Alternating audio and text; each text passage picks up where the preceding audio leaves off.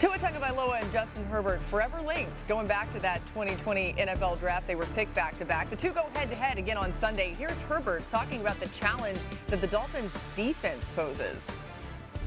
Their front seven is very athletic. You know, they've got about as good a front seven as it gets, and they've got some cover guys that can do really well in the back half of the field. So, you know, they're a complete defense, and they're going to require all of our attention. We have to have a great week of practice and preparation to have any chance on Sunday. Marcus, what part of that Dolphins unit will you be watching on Sunday?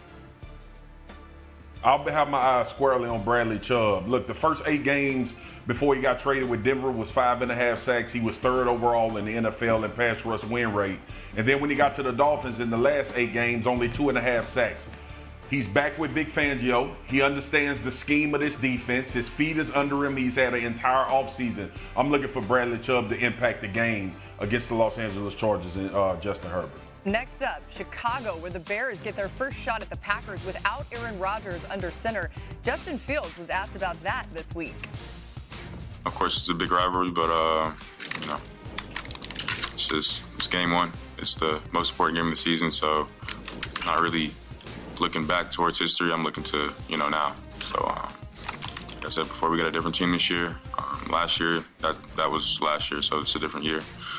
But, yeah, I mean, we don't worry about, we don't really care what, you know, happened in the past. That doesn't affect, you know, what's going to happen on Sunday. Dan, how do you want Fields to attack this Packers defense this week? Access or aggression. If the Packers defense is going to play the way that they did last year and kind of give some completions to Justin Fields, take them. Get the yards after the catch. Make sure the ball is getting out of your hands. And if they're going to give you some of those free throws to the perimeter, take them. If they're going to become more aggressive, which I think they have to, we take our shots. And that is when I'm saying action versus aggressive. Take the access versus aggressive. Easy access throws, great. Or if they're going to come up and dare you to throw the ball at their heads, you got to see it, trust it, and rip it downfield with an aggressive mindset. I can't wait to see Justin Fields in action again this year. MVP candidate?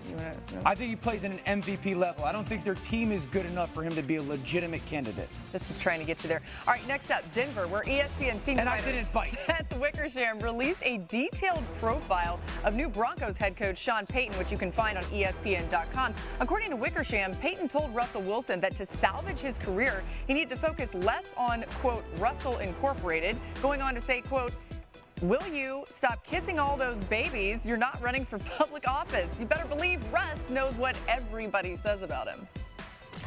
You attracted more than your share of doubters in the past year. Do you keep receipts or not?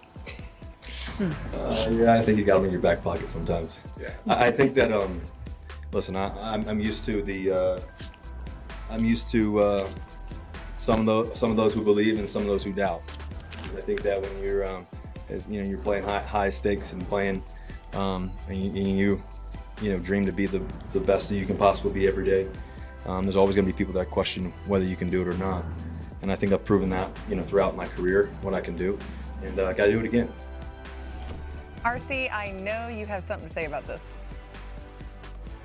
Well, listen, you know who else is keeping receipts? Rob Walton, because when he bought the team, one check that he signed was a $49 million check to Russell Wilson every single year. And so if Russell Wilson isn't going to give you more than 16 touchdowns, if Russell Wilson isn't going to find a way to not be sacked 55 times, then you're going to have doubters. You're going to have to keep those receipts of people that are saying you weren't playing at the level that you once were. And now you have a guy like Sean Payton who doesn't hold back about who Russell Wilson is as a man and obviously who Russell Wilson is as a player. It's time for him to go out and show the entire world that he can get back to cooking and not being cooked. And it starts this week in Game 1.